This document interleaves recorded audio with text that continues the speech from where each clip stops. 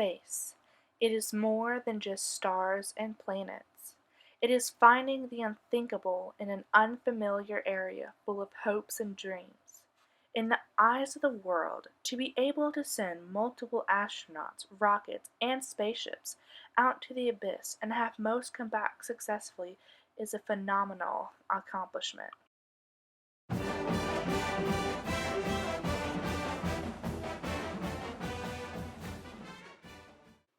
For summer reading, we were assigned the book Leaving Orbit: Notes from the Last Days of American Spaceflight, written by Margaret Lazarus Dean.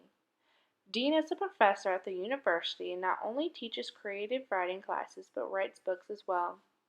This being her second book, her first book was The Time It Takes to Fall. In this non-fictional piece, Leaving Orbit, we travel with her as she witnesses the last few shuttle takeoffs. While doing so, she ties in all the information about spaceflight and its history. This well-written book opened my eyes to a shocking notice. American spaceflight was ending. There would be no more trips to the moon. There would be no more shuttle launches. One of our greatest accomplishments as a nation is now at the back of our minds, not to be mentioned for a long time.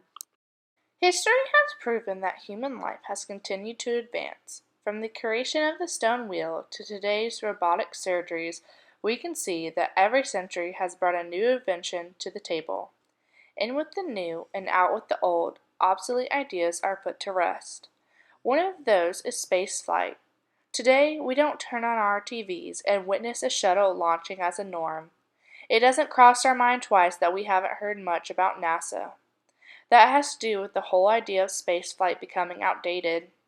In today's society, our focus, which is sad to say, includes picking one out of the two horrible candidates as our next president, having the most Twitter followers, and legalizing marijuana.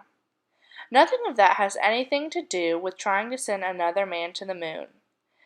Spaceflight is like one of the older kids in a big family. He wants attention from his parents, however, his little siblings take up 98% of their parents' time, giving little chance to spaceflight.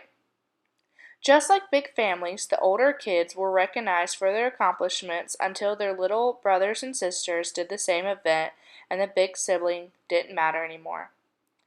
This simile is a representation of how our society today treats the older sibling's spaceflight. We know we have spaceflight and what all it accomplished, going to the moon, building an international space station, and discovering planets. This nation will never forget, or correctly remember in today's case, that famous day in 1969 when man landed on the moon.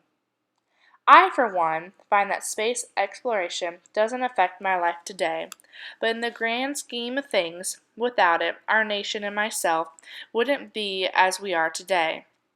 Just like the ripple effect, one after the other, more and more ideas spread from the one drop until it dies down. Then, only when something ends can we understand what it has meant. Margaret Lazarus Dean.